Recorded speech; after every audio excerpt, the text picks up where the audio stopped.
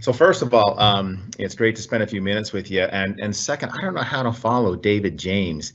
Um, this is an individual who is so incredibly passionate about this space. I think between David, myself, and then Ken Pan, who started working on Config Manager in 1990 or 1991 as an intern, you probably have the three individuals on the planet that have probably spent more time in endpoint management, endpoint security, really of any other leaders. And so, I love working with Dave. I look up to Dave, even though we went to universities that were rivals. You often say that the next generation gets a little smarter, and so David's kids have gotten a little wiser and now go to the right university. That's not fair. All right, well, I thought I would just share a couple of thoughts on some of the things that I'm hearing. Like this morning, I've been on the phone with 3 different CIOs, yesterday with 2 different CIOs, and if you've been following kind of some of the things on social, we've been doing some virtual ship room event filming. But I thought I would just kind of share some of the things that we've seen to learn. I'm going to give you a couple of data points and just help you understand what we have seen happen in the last 3 months and what we think the new normal is going to look like. So it's interesting, if you go back into February, I remember sitting in a meeting and we were looking at our long-term, plans. And so at any given time at Microsoft, we'll have this 3 to 5 year plan where we've got mapped out what do we think the major innovations that are coming, how does that monetize, what's the growth rate, for 3 years, for 5 years. And, we thought we had a pretty good handle on what the future looked like. And that future looked like, more diverse workforce coming in and more change being driven by the individuals that are coming into the workforce, pervasive computing, and then just this extreme focus on the end user experience. I'm going to spend a lot of time talking about that because that's actually one of the places I really wanted to enlist your help in. And we thought we had a perspective, we had a roadmap, we had everything allocated, and then it was amazing, the world just closed. And if you really sit back and just reflect, I'm sure many of you have, if you just sit back and reflect for a few minutes, what happened in February and March, depending upon what part of the world you were living in, we went from just what our society was to everybody sheltered in their home in a matter of a couple of days. And the world changed. Satya has talked about the way that he's captured, I think is exactly right, which is as a society and then as corporate culture, we went through multiple years of change in 2 months. And so you think about just that level of change. And, I hope that everybody, let's see, first of all, I want to make sure I just got a notification that there was poor performance. Everybody hear me okay still? You're good. Okay, perfect, thank you. If you've not stepped back and really just internalized, the world going forward in terms of what we all do is different than what it was in February. That would be one of the biggest things I hope that you walk away with from today. One of the things I love about this community, we as a community, what we do is we serve others. We work to enable and empower individuals and employees and users to be productive across all their devices and do it in a way that delivers on what the user's needs are, also delivers on what the corporation or the organization's needs are. But one of the things I just love about this community is we are a bunch of service-oriented individuals, and our whole mission in what we do for a living is to empower others. And so I want to spend just a little bit of time talking about what we have seen, what I'm hearing as we come out of the shutdown.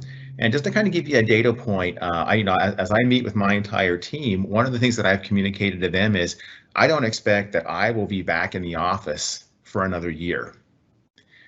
I don't think I'll be working back in my office or my open space, on the Redmond campus, literally until next spring, next summer. We're seeing the instances of the virus are peaking in a number of the states here again, and I just think, as an example, as a leader, I need to set the example. And so part of that, and I've asked my direct reports to think about doing the same thing, is, we've got to put our people's livelihood and their safety in perspective and do that first. And so I'm going to set the example and hope the rest of the team follows me. But it was interesting. This is an article I read this morning, and this is on New York Times. Don't know if you had a chance to read this yet, but this right here, I think, captures in a very, very strong way one of the core things that I'm hearing every single day right now, which is, Organizations are looking at their user populations. They're seeing that they're being incredibly productive. And they're saying, listen, we don't need all the office space that we've had because our people are going to be working remotely from this point going forward. One of the new normals is remote everything, remote work, remote learn, remote gaming, remote entertainment, remote gyms, remote workout. Everything for the next several years will be remote, and we'll never go back to the same place that we were in January and February of 2020. This article specifically talks about these big banks in Manhattan and the amount of office space that they lease. And these organizations are saying, listen, our people want to work at home, so we're not going to need the space going forward. Let me give you a couple of data points of this from Microsoft's perspective. We can go take a look in the Microsoft graph and get a very, very specific understanding of work and what our people are doing. Hey, so Brad, what we see, right? Yeah. Real quick, do you want to minimize your little window there so that we can see the slides? Sorry. Yeah. Thanks, Dave. Yeah. So let me give you a couple of data points. First of all, in terms of productivity, what we see across the engineering teams is we have not dropped in productivity at all. You take a look at the number of check-ins, the code velocity, all the things that we measure in terms of our effectiveness and our productivity as engineering teams, they're all either at where they were pre-COVID or they are above. One of the things that's interesting is the average employee at Microsoft right now is working a full extra day a week than they were prior to the pandemic, by just looking at the amount of time that they're spending in meetings and doing email, those kind of things. And you see all that in the graph. And so you step back and say, well, how is that happening? Instead of people commuting, the commute is from the bedroom to the office instead of from, the house to the office. Fewer people are taking lunch because it's not like you're going hanging out with people for lunch. And so it's pretty common that we see an extra 2 hours of work that is happening across all of Microsoft. And there's good and bad to that. I think there's good that you're not on the road, you're not commuting. There's bad, you start to worry about wellness. But I think the new normal is, for many organizations, the new normal will be, when we do hit this, a few days in the office and a few days at home, and that's going to be the new working experience. But these are the four things that I hear from just about every CIO that I talk with. One, I hear organizations saying, we're trying to get everything to the cloud that we can because we need that agility. And it really is all about agility, and it's all about security. And it's interesting, as I talk with leaders who I've worked with for 3 or 4 years, been working on how do you get all the approvals. And, when you first start talking about, hey, we're going to go move to the cloud, there's all these antibodies that come up in some organizations that try to block it and prevent it. And so I talk with these leaders now and they go like, all of that, it's gone. All of those blocks, all of those concerns, they're just gone because people have now understood the importance of getting all of the data, getting the productivity, all of the management security up into the cloud, because it just gives you a set of capabilities that you did not have before. That's the first thing that I hear. The second thing that I hear is every CIO tells me that they think the new normal is going to be people working from everywhere. That has huge impacts on what we do as an endpoint manager community. It has huge impacts on how people hire. It has huge impacts on how you build projects and how you do work. And the third bullet on this is pretty commonly I hear CIOs telling me they think they're going to free up 30% of the commercial office space that they're using right now because they just won't need it. I think about my own teams. Today everybody has either an office or they've got, in a neighborhood, a dedicated table. And if, many of us are working 3 days a week or 4 days a week from home, we'll consolidate all of that and we'll be able to significantly downshift the amount of space that we need.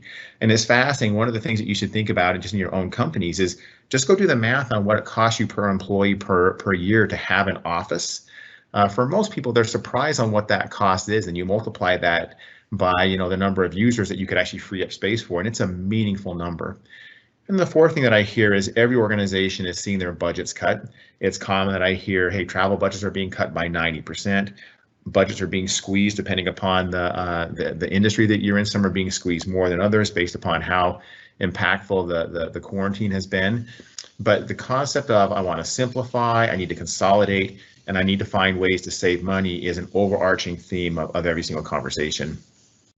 So I think there are two durable mega trends that you should be thinking about in everything that you're doing, all your plans, your processes, if you're a partner, your offerings.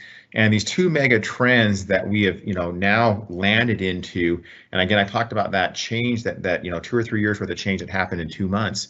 The first thing is this concept of remote everything. And the second is really looking and rethinking your operational resiliency. And so in a world of remote everything, if you step back and take a look at the people that you serve and the experience that you're giving them, how could you make it better? I'll give you a couple of specific examples. We've worked with a couple of organizations that were predominantly based on desktops in the office. And now when everyone had to go home, they've literally had to provision, in one case, 100,000 new laptops and provision it in a way where people are not coming into the office. Boy, talk about the power of Autopilot and the power of being able to provision that across the across the internet from the cloud and drop ship the device into people's houses. That's a fundamentally different way than doing an image-based solution where the PCs would come in, you would provision them, they would go to the user's desk. That's an example of both, remote everything and rethinking your operational resiliency. I would say just moving to the cloud changes your operational resiliency.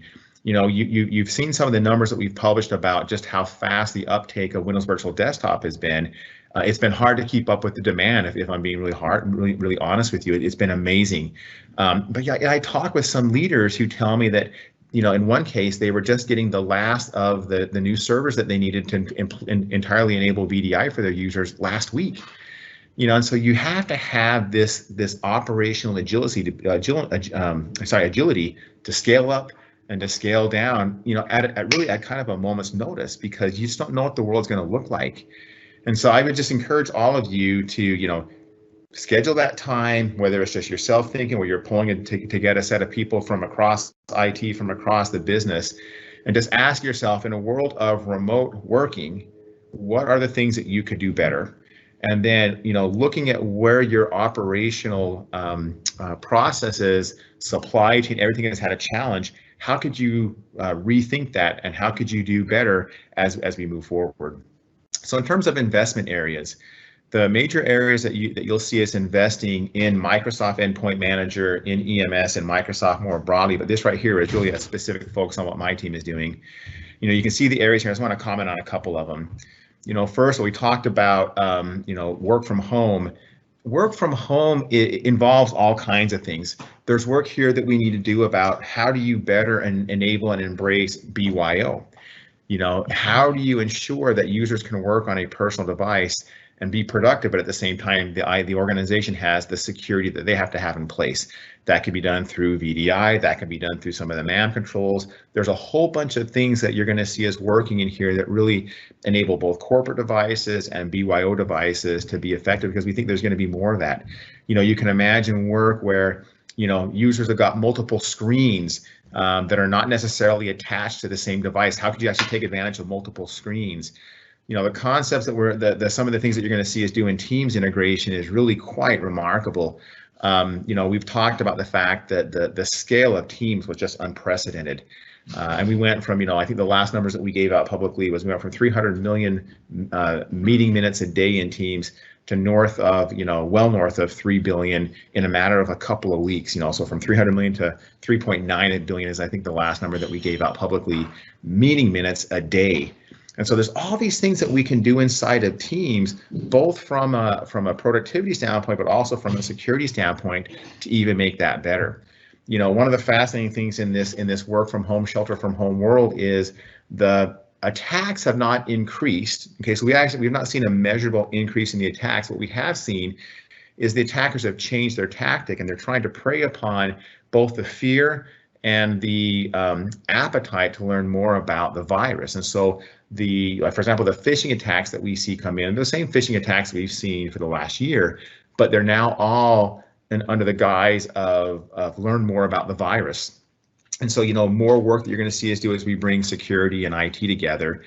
And then you'll see us continue to do more at what I call the inner circle, or the inner rings of Microsoft 365.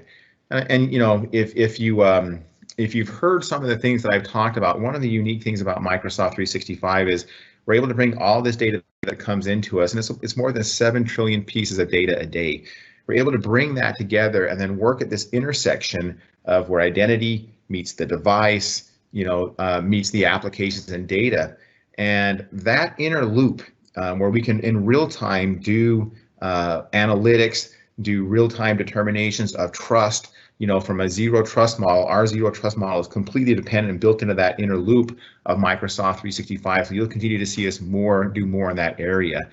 But these are the major areas of investment, and so you'll see us do more that helps to bring those together. So mobility, PC management, work from home, VDI, you'll see more of that come together in some meaningful ways. You'll see more Teams integration and more integration with the Defender and with all the security capabilities that we're building. Now, in terms of this is like a checklist that you should be looking at and asking yourself, have you done these things? These are the common set of actions that we have seen, and I'll give you just a couple of data points on a few of them. When we first got into this work from home, by far the number one conversation that leaders wanted to have with me personally was, how do I offload the traffic from Microsoft 365 off my VPN? We were hearing stories of organizations having to increase the VPN capacity by 10x.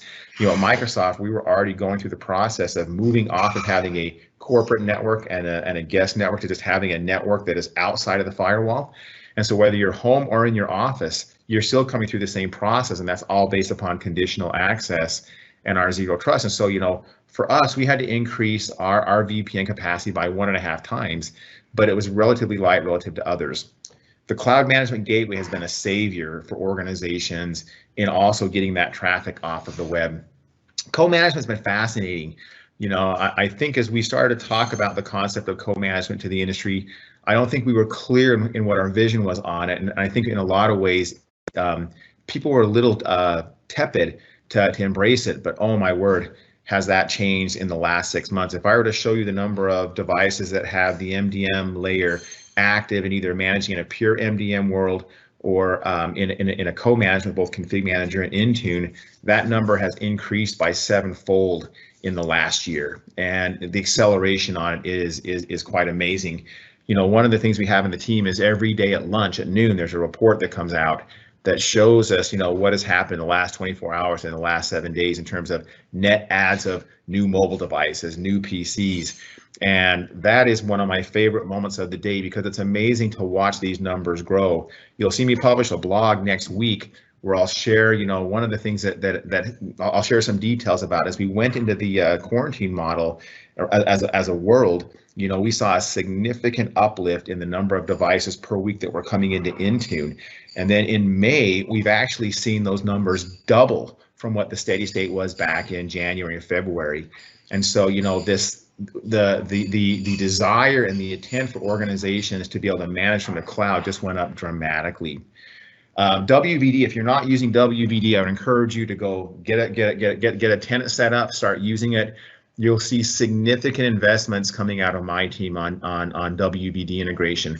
For those of you who know WVD, Scott Manchester was the program manager that led that. We brought Scott into my team and actually paired him up with a bunch of the leaders from Microsoft Endpoint Manager. So you should expect to see some super interesting integration coming out there. Conditional access is honestly, I would say, the crown jewel of EMS. It is the differentiator and the most important thing that you need to have deployed. And then, the same thing that I would just then say is, you need to be thinking about what this hybrid model looks like for you. Now, I want to end up on just kind of a plea here for some help. One of the places I've spent a lot of time over the last 18 months focused on is what is the actual experience that users are having in commercial organizations on their PCs. And quite honestly, it's horrible. If I'm being really, really honest with you, it's pretty bad. You get this beautiful device that comes from, either a Surface device or one of our OEM partners. You pull it out of the box, that thing by default boots in about 20 seconds. And before you know it, we as a community have loaded that device down with 20 or 30 agents. And you may think to yourself, rolling your eyes, 20 or 30 agents, go count how many agents you have on your device. We're seeing through the telemetry that the average organization has more than 20. And what that does to the user experience is just horrible. Mac has the same issue. You go and you put a bunch of agents on that device, they're always running in the background. They have to initialize when you boot, they have to initialize when you come out of sleep, and it's horrible. And so my challenge to you and my ask to you is help us improve that experience. And the way that you improve that experience is you offload all that stuff off the endpoint and you move it to the cloud and you let Microsoft 365 with all that data and all that intelligence that we have in the cloud do that work for you. Now, what we've seen now in these organizations, we've had a number of these companies that we've worked with where we've helped them transform their management and security, where they've gone all to Microsoft 365. And we've just had this beautiful opportunity as they've done that to compare the two control groups. What's the experience that users are having on the old way that they were managing, agent-based, loading down the device? What's the experience that they're having now as they're using M365? And these are kind of the speeds and feeds difference. An 85% reduction in the boot time. The average commercial PC, somewhere between 2.5 and 3 minutes is how long it takes to boot. My PC, many of you have seen me demo, my corporate PC, it boots in 16 seconds. I can be working from the time I hit power and be working in 16 seconds. That's meaningful. My PC resumes as fast as my phone does. It used to be I would go to my phone when I needed to do something quick because it would take me 10 or 15 seconds for the PC to come up and initialize. Not anymore. My battery life is double what it used to be, and that's a standard thing. And I love the fact that we're seeing an 85% reduction in the number of crashes. But more meaningful than that, when we've had a chance to go out and really look at the impact on users and help them and understand, how does the user feel with this new experience? They feel like they can better serve their customers. They're seeing a massive increase in their net promoter score. And they're 121% more likely to feel valued by their company. I mean, this is real employee sentiment. It's real, it's meaningful. And, in today's world, users expect a great experience. We're all accustomed to our phone. Our phone instantly resumes. I can be working on it in a couple of seconds, and they expect that same level of expertise and that same level of capabilities on their PC. And so my plea to you is that. And so, I look at our mission to empower every person and every organization on the planet to achieve more. And I think that's important now more than ever as we, think about the needs of our users. We think about what it means to empower them to work from everywhere. And I think it will be a work from everywhere model. And I think we uniquely as a community have an opportunity and an ability to drive real change in that experience and that empowerment, and help organizations modernize holistically how they empower their users while ensuring that the organization is safe and secure. So those are the pieces that I wanted to talk about. I'd love to see if there are some questions here that we want to talk about, and I'd be more than happy to take some of those questions if there's some here that we can look at online here.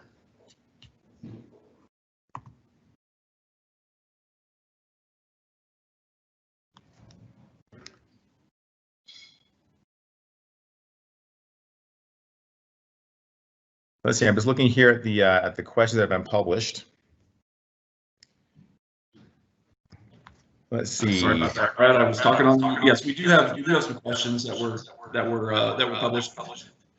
Specifically about how Microsoft as a company is dealing with the enhanced focus on work from home. And because of the group that we are, there was questions about some investment in Las Colinas. Okay, got it. Okay. Hey, hey, Corey, I'm talking to a few hundred people here. Can you kind of keep the kitchen a little quiet? To kind of keep it down a little bit for me. So just pots and pans and plates banging all over the place. Work from home. So, all right, what's Microsoft doing? So the guidance that we have given so far is everybody, the default is to work from home through October. Our offices are not open right now for workers to come to other than essential workers. I don't know. So we will start to do a soft open, and we're going to do it state by state based upon what the multiplying factor is of the virus. Texas, for example, does not look good today. If you take a look at what is happening in Texas, the number of new cases of the virus is going up. Likewise in Florida. Likewise in North Carolina, in Utah, and Arizona. And so literally we have a dashboard that shows us state by state what the growth rate is. And until it gets down below 1, meaning that for each individual that has the virus, there's less than one person that effectively gets transferred to, we will not do a soft open of the locations. When we do a soft open of the locations, the intent is to have it to be a place where people can go to have a quiet time, but no collaboration. So for example, there's no chairs in the cafeteria. There will be no food in the cafeteria. The chairs are being taken out of the conference rooms. We're going into all the different neighborhoods and marking every other table kind of odd and even. And I suspect that at any given day, you won't see more than 15%, 20% of the people in the office. You know, I think about my own experience here.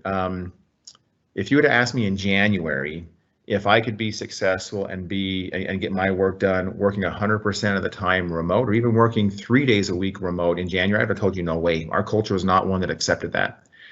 And today I would tell you, you know, going forward, you know, I plan to work from home for the next year. And once you get to the summer of 2021, you know, my intent is to work from home 3 days a week and go into a model where there's a couple of days I'm in the office, but most days I'll work from home because we've now proven that we can be just as effective. But that's a cultural change and that's a values change inside of the company. And so that's how we are approaching it. We're approaching it from the standpoint of safety first for our people. Second, make sure that we are servicing our customers. And so from that context, essential workers only are in the offices.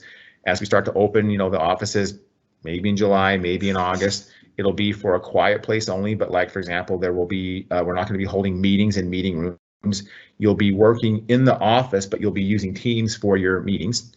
And then we'll just kind of see how the virus progresses and what happens in terms of the health and the safety of the world. So earlier you had mentioned that there was you're seeing productivity actually go up with more code commits and things like that. Is that something that you can talk about in percentage wise? You know, we haven't published anything percentage wise. You know, maybe I'll kind of give you a different view. It's funny, a group of us were just talking about, we're having a meeting on Tuesday on the M365 leadership team on kind of what we think the long-term work experiences for Microsoft employees on the team. If you would have asked, so I think most of us, when we said the quarantine or shelter in home back in March, I think most of us kind of thought, hey, this is 4 to 5 weeks. We'll probably see productivity drop by 50%. And I think that's what most of us went into the shelter in home environment with. And I think we've all been delighted to see that that productivity has gone up. Now, there's a couple of interesting things. One of the things that we've learned throughout all of this is meetings in a large group like this, especially, are far more effective because we're all able to use the chat. And so, you know, I think about leadership meetings where maybe there's 20 of us in there. They never ran on time. We were always late. We never got through the agenda because there's always noise that happened inside the room, and the poor presenters just couldn't get through the content or through the discussion. Now, a lot of that noise, if you will, gets moved into the chat. And it's remarkable. We get through the content, we get through the meetings. I think another critical thing that has happened is, from a cultural standpoint, there's a lot more understanding and empathy for people who are on the remote call. You know, before, if you were, you know, if there was a meeting, there were 12 people in the room and there were 2 people that were dialed in, it was very hard for the 2 people to get their voice into the conversation. I think that's fundamentally changed now, as the culture has been one of organizations understand now, and people understand, hey, we have to make space and make room. Now, one of the key things I think everyone should be looking at is the productivity score that right now is in public preview, and we're coming up to the GA of that. Inside of that productivity score, we are reflecting back to you a bunch of the telemetry that we get. So I'll give you a couple of very, very specific examples. We're going to start to reflect back what the PC experience is like. We'll give you a benchmark with respect to the industry, and then a set of next best actions that you can take to improve it. We're going to show you how many of your users are using mobile devices, what mobile devices are they using, and what's the trends there look like. We're going to show you how many of your users are, for example, working in the old way, such as sending out an attachment in email and then having that feedback come back and somebody has to, you know, go in and do those edits manually, versus sharing a document in OneDrive and co-authoring. Productivity score, if you think about the work that all of you do, productivity score should be one of the core tools in your tool belt that you use every single day, because it's the only place you're going to see this level of data comes up. And then as we learn globally from, you know, the millions of organizations that are using Microsoft 365, we'll take that learning and give you very specific, very detailed, and very personalized recommendations for what you should do for your organization.